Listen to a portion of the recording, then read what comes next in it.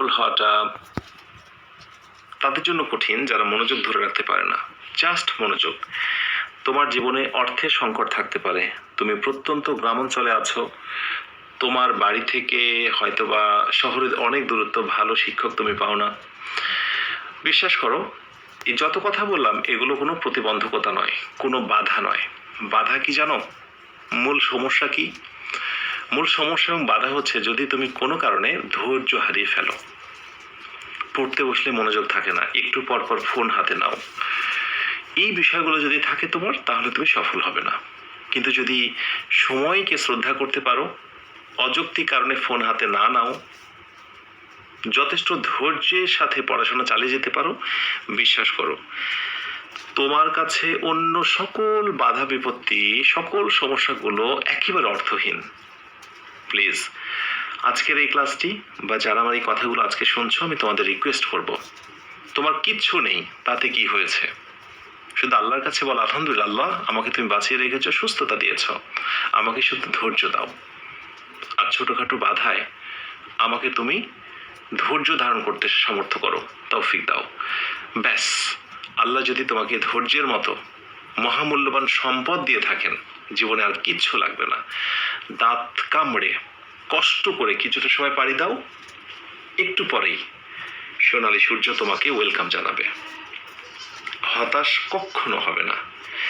এই জীবনে যারা ভালো কিছু করেছে, ভালো কোথাও গিয়েছে, বিশ্বাস করো প্রত্যেকের জীবনে একটা ব্যথার অংশ আছে, কষ্টের কথা আছে। এই আমি রফিক স্যারের কথাই যদি বলি, রফিক স্যার হাস্যোজ্জ্বলভাবে পড়াচ্ছেন, কত ভালো করে পড়াচ্ছেন, কত কিছু হেন, নিশ্চয়ই আমার জীবনে অনেক ব্যথার গল্প আছে, সেগুলো পাড়ি দিয়েই আমি রফিক স্যার হয়েছি। তবে এখানে একটা বিষয় হলো যে কেউ সেটা বলে, কেউ বা মনে করে না বলাই বরং ভালো।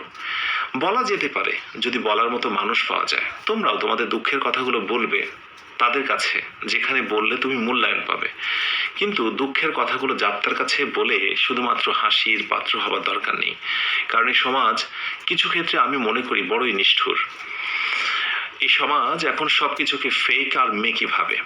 তাই তোমার কষ্টের কথাগুলো একটু গোপন রাখো, যাকে তাকে বলতে যেও না।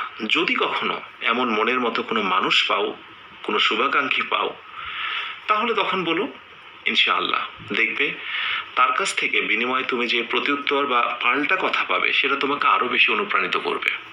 আর এই কারণেই কিন্তু ইসলামে বিশেষ করে স্বপ্ন দেখার পর সেই স্বপ্ন রিভিল করা বা সেই গল্পটা কারো কাছে না বলার ক্ষেত্রে খুব খুব করে বলা হয়। কারণ ভুলভাল মানুষের কাছে স্বপ্নের কথা বললে তার ব্যাখ্যাটা ভুল চলে আসতে পারে, যার কারণে মনের কথাগুলো, কষ্টগুলো, স্বপ্নগুলো চেপে রাখো।